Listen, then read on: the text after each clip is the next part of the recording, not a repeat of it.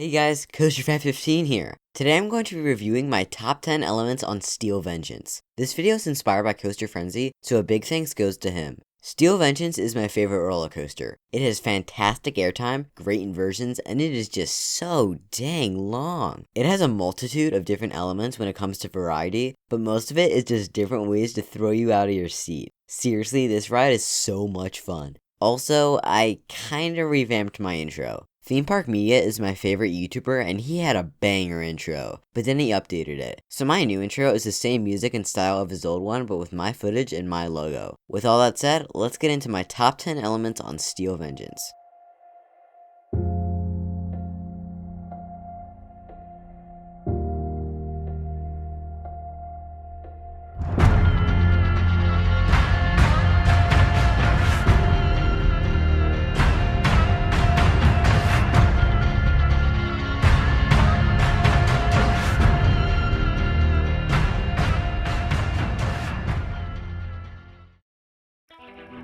At the number 10 spot, we have the mini wave turn near the end of the ride. This element is so much fun. You dive into the structure, bank onto your side, and get a nice little ejector pop before curving back down. It's not the strongest or most sustained, but it's unexpected as you're just turning and boom, ejector pop. I've never heard anyone talk about this element, but I really think people should because it's decent and it comes right out of the blue. In conclusion, it's simply a really fun element. Number 9 is that last Zog Roll. The element itself is really fun, but the icing on the cake is definitely the transition out of it. You are spinning wildly around, cutting through the air super quickly, and then boom, you curve the other way. It is so sudden and out of nowhere. You get thrown against the side of the train before being dragged back the other way, giving you really good laterals. Not to mention the airtime. You are in awe as you peacefully spin around in midair before that transition. It's okay floater, but it's enough to sustain you in midair, which is really fun. It's definitely the best inversion on the ride. At the number 8 spot, we have the step up into the mid-course. This element is so strong, sustained, and sudden. You are curving up before being thrown from your seat as you crest the hill before slamming back down to go into the mid-course. You feel a jolt as you start to crest the hill and valley out because of the way it's profiled. You don't smoothly transition into or out of it. You randomly fly out of your seat and then suddenly slam back down and curve to the left. It's so intense and out of nowhere. At number 7 is the double up. This is one fun element. After a crazy air moment we'll talk about later, you get a nice pop of ejector before ascending a second time and being absolutely yeeted. This second hill is so unbelievably sustained and strong. The first hill is nothing special, but that second hill is bonkers. It's so intense. You'd think the hill would end, but because you're already high off the ground when you crest, you could drag down like a rag doll. Seriously, this hill is awesome. Number 6 is the 6 back-to-back hill ending. I'm going to call this one element for now. Wow, this last run of hills is amazing. You bank outward as you emerge from the structure and fly into one of the best endings to a coaster. These hills are back to back to back to back to back to back. It never ends. They're not sustained in the slightest, but they just keep coming. Also, after one of the hills, you curve to the left and slam into the right of the train before a hill and slamming back and turning the other way. The laterals are crazy. This is easily one of the best endings to a coaster. Coming in at number 5 is the drop. This drop is so underrated. The amount of airtime you get is kinda redonkulous. If you're sitting in the back, you start to crest over before being flung out of your seat. And it doesn't stop.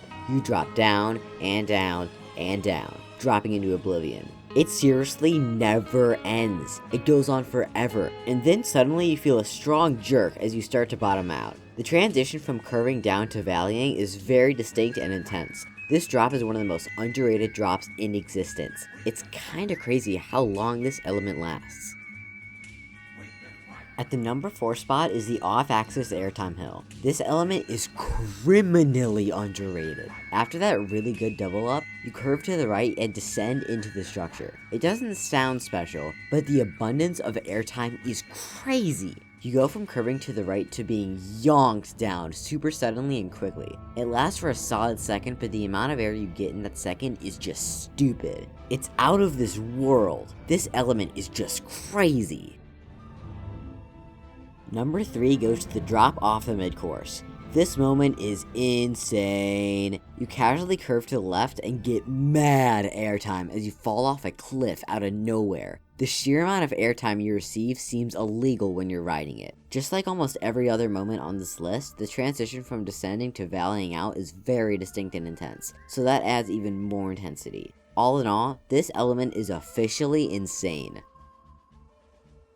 The number 2 element is surprisingly the Outer Bank. Even though this element is so insane it shouldn't be allowed to exist, I still think there is a better element. But where do I even start? First of all, this hill is way too long. Like, it is crazy how long this element lasts for. The first part is normal, but then you get dragged all the way down the hill. Secondly, the air is amazing, but it's not as strong as another element. It's also really good lifter, but it's not quite ejector. Also, the fact that you bank outwards adds a really unique sensation that you have to experience. It's so strange. Typically you have gravity pulling you down, but when you have airtime on your side, it's pulling you to the side as well. It's something you can't really describe. You have to go out and experience it for yourself. And that brings me to my number 1 element, which is the top hat. Okay, I genuinely believe that this element is unsafe. There's no conceivable way that it is safe. If that lap part was not there, you would be in the next continent. It's so insane. The best way for me to describe it is Kinect coasters. You know how when it goes over an element, it either slowly stalls at the top before continuing or completely yeets itself over the element? Yeah, that's what this does. It flies over the element way too fast to be legal. Seriously, it lasts the same amount of time as that Outer Bank, but the air is the strongest ejector I've ever felt on a coaster. Also, this element not only has an intense jolt when you bottom out, but you also get an intense jolt when you start to curve to the right. Your entire body gets thrown to the left in this moment of insane laterals. But seriously, legitimately, I have no idea why this element exists. It's unsafe, it's so screwed up, but I love it. Thank you guys so much for watching. I also may have revamped my outro. If you enjoyed, be sure to like the video and subscribe for more content just like this. See you guys in the next video. Goodbye.